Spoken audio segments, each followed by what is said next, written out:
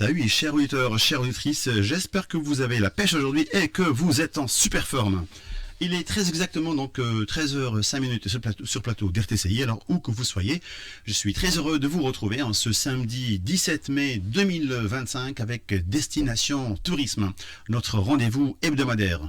Je remercie l'équipe qui m'accompagne aujourd'hui, à savoir Kaysar Bouzeliba pour sa précieuse collaboration technique et Sofiane Benjima côté création de contenu digital. Comme à l'accoutumée, donc nous allons parler tourisme et le sujet d'aujourd'hui s'articulera autour de la fidélisation des touristes compte tenu de leurs attentes et des potentialités de la destination touristique Tunisie. Pour cela, j'ai un invité, il s'agit de monsieur Jamel Aouini qui est chercheur en histoire et auteur du livre Les Italiens de la Goulette et guide professionnel national. Bonjour monsieur Jamel Aouini et soyez le bienvenu parmi nous sur le plateau d'RTCI. Bonjour Mehdi, merci beaucoup, merci pour l'invitation et je salue également nos éditrices et nos auditeurs. Très bien, donc avant de commencer notre interview, je tiens à préciser que notre invité, monsieur Jamel Aouini, est l'auteur du livre Les Italiens de la Goulette, qui a fait l'objet de sa thèse de doctorat. Nous allons donc profiter de sa présence parmi nous aujourd'hui pour discuter avec lui justement de ce qui pourrait fidéliser en premier lieu les touristes italiens et en second lieu les touristes de toute autre nationalité confondue. À venir en Tunisie, découvrir pour la première fois, puis revenir à maintes reprises pour séjourner dans nos hôtels, implantés dans nos différentes villes touristiques, du nord au sud, de la mer au désert, et faire de la destination en Tunisie un choix irréfutable pour passer des vacances.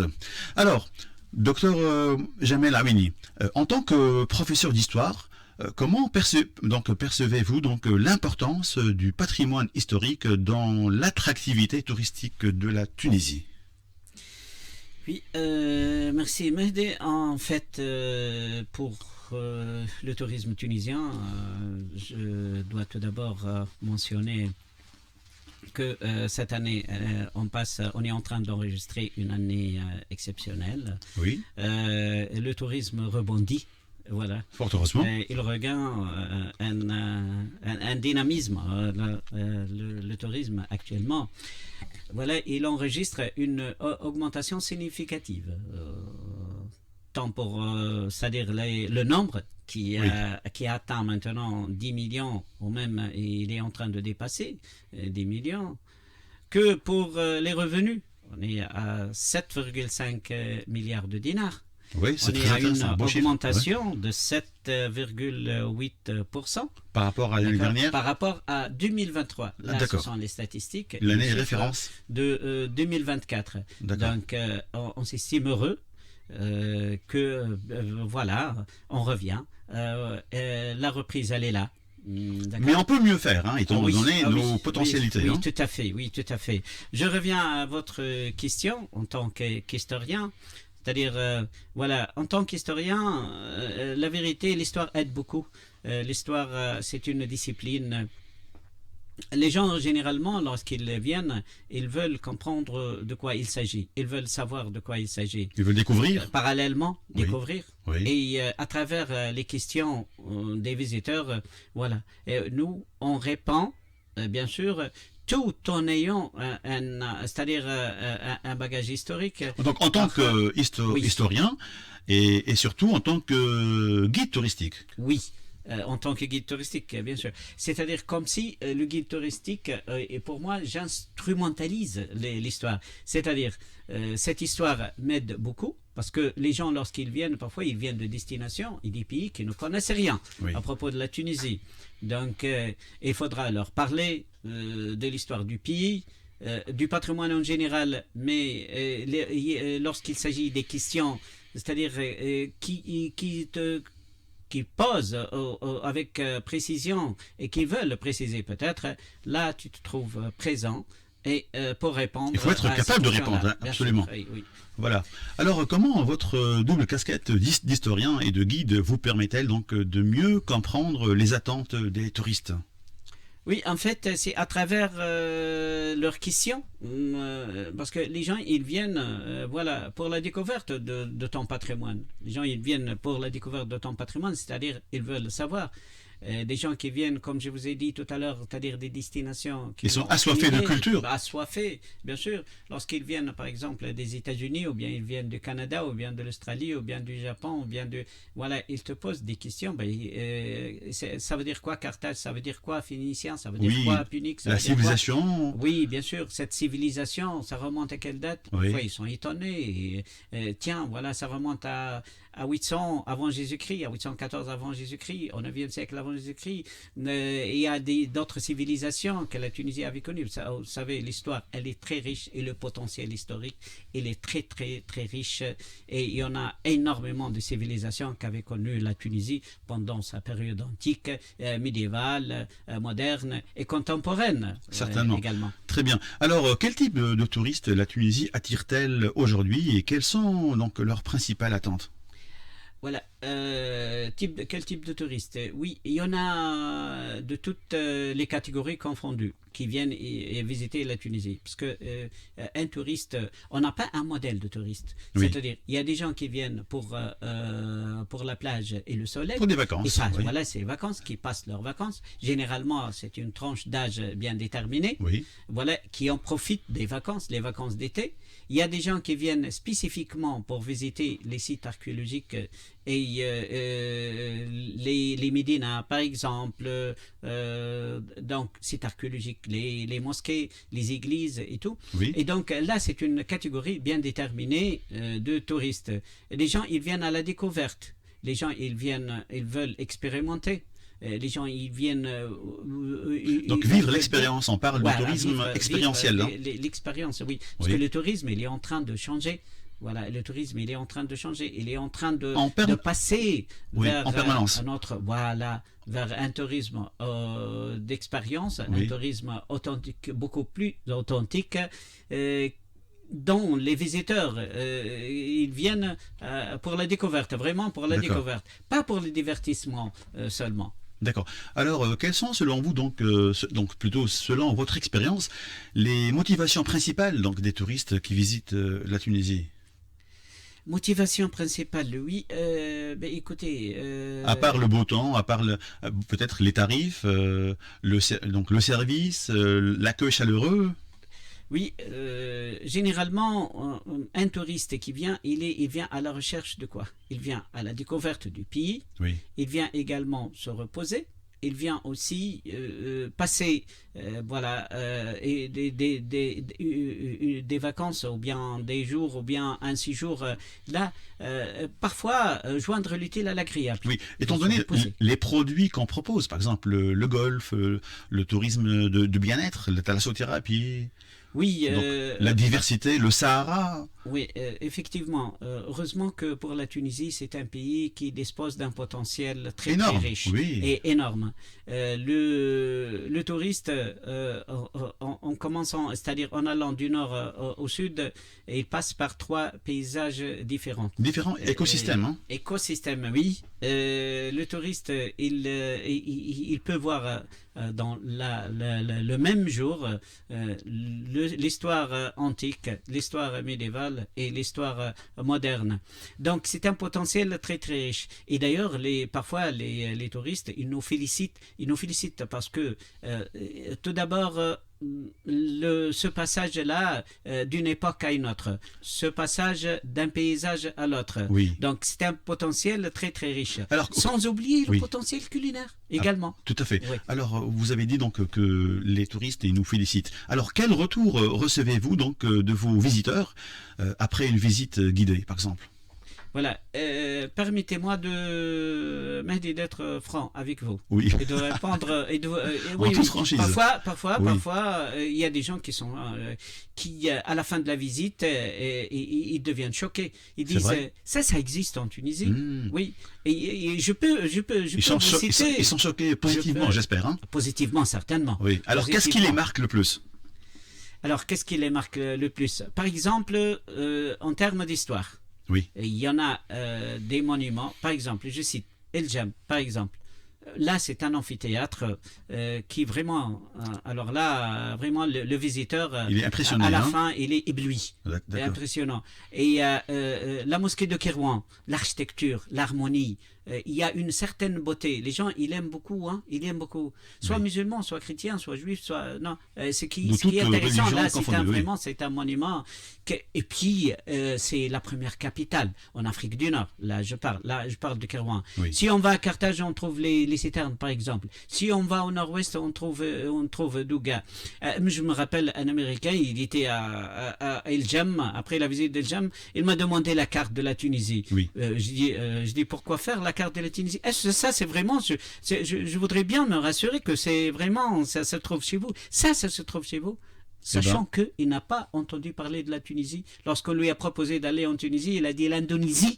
Ah, là, ils font la confusion alors. Là, on en parlera peut-être.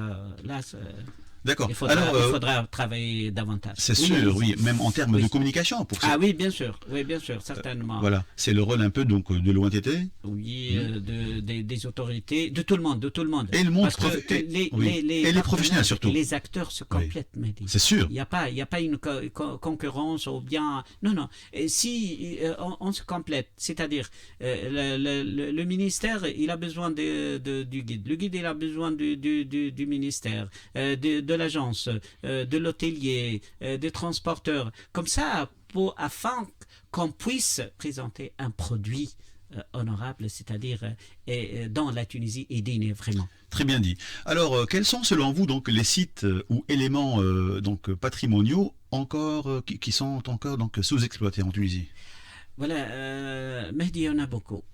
C'est vrai? Peut-être, ah oui, il y en a beaucoup. Par exemple, lorsque je vois Maktar, par exemple, là, je dis n'importe quoi, Maktar, c'est un site sous-exploité. Peut-être il est condamné parce qu'il n'est pas sur les routes. Et là, ça demande revoir le tourisme. Parce que je voudrais bien, comme je vous ai dit tout à l'heure, hein, je voudrais bien être franc avec vous, il faudra repenser le tourisme. Pourquoi? Parce que, par exemple, Maktar, par exemple, Bolaridja, le site de Shinto, Haïdra, là, vraiment, sur la frontière algérienne. C'est-à-dire, permettre à ceux qui veulent venir découvrir ça et vraiment se divertir, là, leur permettre de rejoindre ces zones-là. Et ces zones lointaines, par rapport à la zone classique, c'est-à-dire la côte et tout, et Tunis et tout. Et comme ça, pour rejoindre ça, voilà. Donc, il faudra assurer. Il faudra le transport, le transport aérien, notamment. L'infrastructure. Tabarka, les routes. Oui, bien sûr.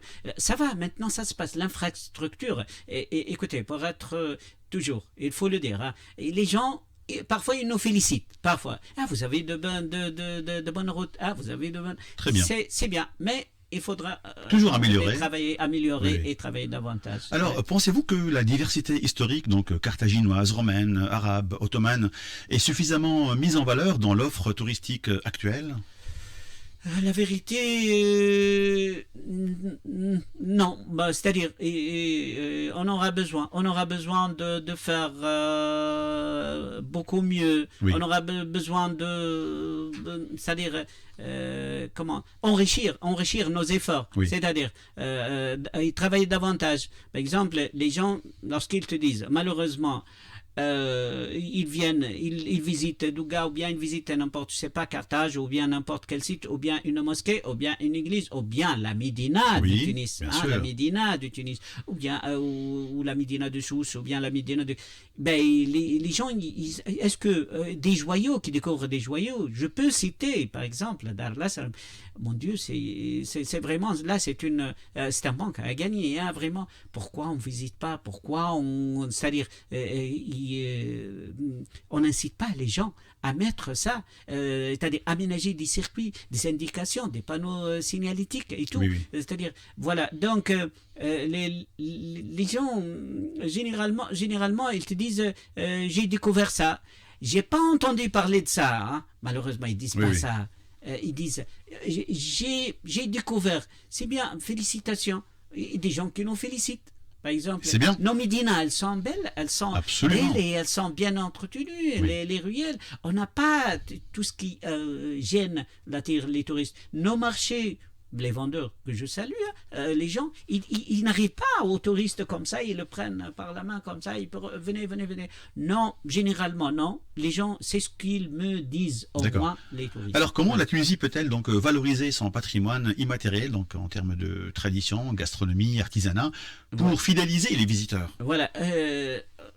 Pour enrichir nos programmes, pour enrichir, c'est-à-dire, disons, notre tourisme. Alors, il y a une partie qui a été un certain temps occultée, c'est-à-dire, lorsque je parle du tourisme culinaire, les gens qui viennent, par exemple, ils apprécient beaucoup ce qu'on appelle les cooking classes. Ah, cooking class, là, des gens qui demandent ça, et vous n'avez pas idée, comment, vous n'imaginez pas comment le touriste, lorsque on lui donne comme ça, c'est-à-dire dans la cuisine, lorsqu'il est en pleine cuisine comme ça, et on lui demande de préparer avec quelqu'un, bien sûr, il est toujours assisté par quelqu'un. Et les workshops en mosaïque, par exemple, je sais pas, c'est-à-dire, je dis, c'est-à-dire, dégustations, les dégustations, là, les poteries, par exemple, des gens, il y a dans certains pays qui nous ressemblent, il y a des workshops, c'est-à-dire en poterie. Là tu permets aux touristes de vivre l'expérience. Et il y a une différence nette et remarquable entre quelqu'un qui a vécu l'expérience et quelqu'un qui est venu en bus et on l'a laissé dans l'hôtel, à l'hôtel uniquement, c'est-à-dire uniquement à l'hôtel. Et voilà, de l'aéroport jusqu'à l'hôtel, de l'hôtel au bar ou bien au restaurant, et puis à l'aéroport de nouveau. Donc il ne va pas découvrir. Qu'est-ce qu'il a vu de la Tunisie? Non, il faut permettre. Et ça va parallèlement avec l'aménagement et avec l'amélioration. Tout ce qui est infrastructure, tout ce qui est moyen de transport. Alors, donc, en tant que guide, que faites-vous pour personnaliser l'expérience, justement, donc, et créer un lien fort avec les visiteurs? Ben, il faut leur permettre de vivre l'expérience. Aider les gens à vivre l'expérience. Si tu te promènes, par exemple, dans une ville comme Testo, là, tu traverses, il y a des gens avec toi qui veulent s'arrêter, je sais pas, pour boire jus de grenade, ou c'est pas comme ça, pour prendre un petit sandwich, pour acheter du fromage. Ils veulent le contact direct. Ils te disent à la fin, très belle journée. Très belle journée. Oui, ils te disent ça, très belle journée. Bien que c'était spontanément conçu. Parfois, on n'a pas préparé, on ne prépare pas ça. Ou bien, par exemple, c'est-à-dire manger chez l'habitant. Oh, ils aiment beaucoup ça. Ah oui, c'est sûr. Ah oui, bien sûr. C'est ça le tourisme durable. C'est quoi le tourisme durable? C'est de faire participer tout le monde et partager d'une manière équitable même les bénéfices. Tout à fait. D'accord? Alors, vous, en tant que guide et en tant qu'historien, donc le storytelling, donc votre discours plutôt, donc peut-il être un outil de fidélisation efficace? Oui, bien sûr. C'est-à-dire comment présenter. Parce que on fait pas de conférences, nous, d'accord? Donc on donne pas de conférences. Lorsque quelqu'un il vient, par exemple, il te demande, il ne comprend pas. Par exemple, c'est pas un monument. Tu es dans un site archéologique ou bien dans une maison ou bien parler du revêtement des murs, par exemple, dans les dars de la Médina ou bien, c'est-à-dire un monument à Carthage comme le Tophé, c'est comme ça. Permettre à ces gens-là de comprendre, et parfois ils ramènent leurs petits-enfants avec eux, tu as vu, tu as écouté, tu as vu que veut dire punique, que veut dire phénicien, que veut dire numide, c'est ça permet aux gens de mieux comprendre et de penser à revenir. Attention, absolument. Malheureusement, notre taux de revenants, il est par rapport. Il faut travailler sur ça. Ah, c'est sûr. Oui. Alors, pour les guides, c'est la fidélisation. Absolument, c'est très important parce qu'un client, donc un touriste fidèle, donc satisfait plutôt, c'est un client qui revient. Bien sûr. Alors, pour les guides, donc selon vous, comment l'enseignement donc de l'histoire peut-il participer à une meilleure stratégie touristique? Aujourd'hui, Mehdi, je ne vous cache pas, aujourd'hui, les gens, lorsqu'ils viennent, ils bouquinent avant de venir. Oui. Aujourd'hui, il y a l'Internet, il y a tout, il y a tout. Parfois, ils viennent, ils te disent, tu commences à parler, ils te donnent par exemple une date. Voulez-vous nous donner, c'est-à-dire encore plus d'informations sur cette date? Pourquoi Hannibal il est parti par là? Pourquoi Hannibal il est, je sais pas, cette guerre dicte uniquement. Ils sont curieux, hein? Ah oui, oui, oui, ils sont curieux. Maintenant, ils commencent à être curieux. Surtout, on a les gens qui viennent, Mehdi, c'est-à-dire en nombre réduit. Des mini-groupes. Ah oui, là c'est vraiment, là c'est la tendance. Oui. Aujourd'hui c'est la tendance. Et des gens qui viennent des pays lointains, attention, le nombre, par exemple, d'Américains qui est la meilleure catégorie, la vérité, de sur quel touristes. plan? Oui, ah, bien sûr. Là, ils viennent, hein, ils voyagent pour des heures et des heures. Oui. Uniquement pour venir parfois, ils veulent découvrir. Le désert également, le désert, il attire. Là, vraiment, il faut en profiter de ce potentiel. C'est un potentiel très, très, très, très riche. Hein. Et c'est vrai, le tourisme, il contribue aujourd'hui. On a besoin de booster la contribution du tourisme, qui est à 5% aujourd'hui dans le PIB. Hein. Il y en a dans des pays comme là, je peux citer par exemple, je sais pas, c'est-à-dire Thaïlande, c'est à 20%, Seychelles, c'est à 25%, les Maldives, 33%, l'Italie, elle est 13%. Un pays, une puissance économique, l'Espagne, il est à 14%, la France, il est à 9%. Et je vais vous choquer avec les États-Unis, 9%. D'accord? Ah oui, bien sûr. Donc là, on peut avoir, parce qu'il ne faut jamais rester figé dans le cadre que, ah tiens, voilà, le secteur du tourisme, c'est un secteur vulnérable, un secteur fragile. Non, non, non, au contraire. Et le secteur du tourisme, avec les autres secteurs, il peut contribuer, il est prêt à contribuer beaucoup plus. Voilà. Bon, alors, on essaye maintenant, tout le monde, on travaille tout le monde ensemble. Main dans la main, privé main dans la main, bien et sûr. public. Et améliorer. Toujours. Le com, améliorer, c'est-à-dire dehors. Justement, donc j'allais vous poser la question. Donc, quelles recommandations feriez-vous donc aux autorités et aux professionnels du tourisme pour allier pédagogie, expérience et fidélisation? C'est très important. Mehdi, je vous ai cité tout à l'heure quelqu'un qui vient et te dit j'ai jamais entendu parler de la Tunisie. Il faut, oui, surtout dans les pays lointains, par exemple les États-Unis, là où un marché vraiment que je considère un marché vraiment promoteur.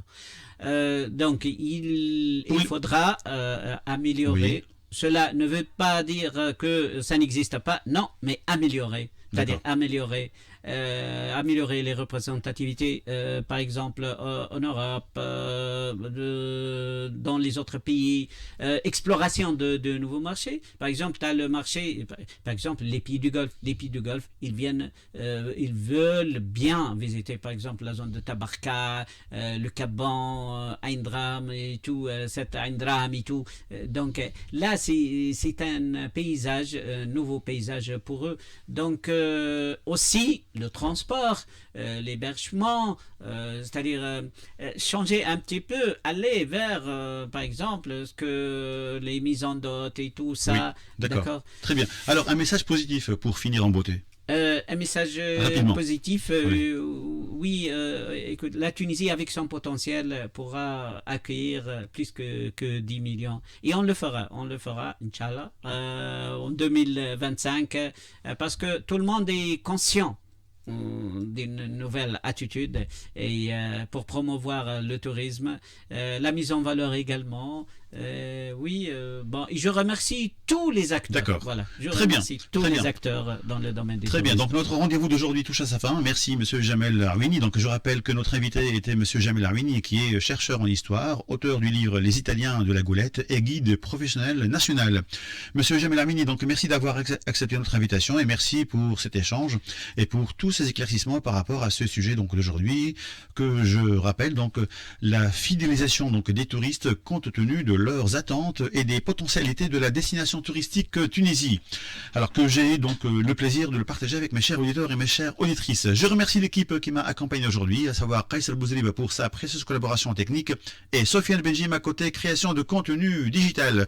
Et côté micro, c'était là Mendy Kantawi. Mesdames et messieurs, je vous remercie de nous avoir suivis dans l'espoir de vous retrouver donc samedi prochain et à la même heure. Soyez toujours au rendez-vous avec Destination Tourisme. D'ici là, portez-vous bien, amusez-vous bien et surtout ne cessez pas de nous écouter et restez toujours fidèles à nos ondes d'RTCI. Allez, bye.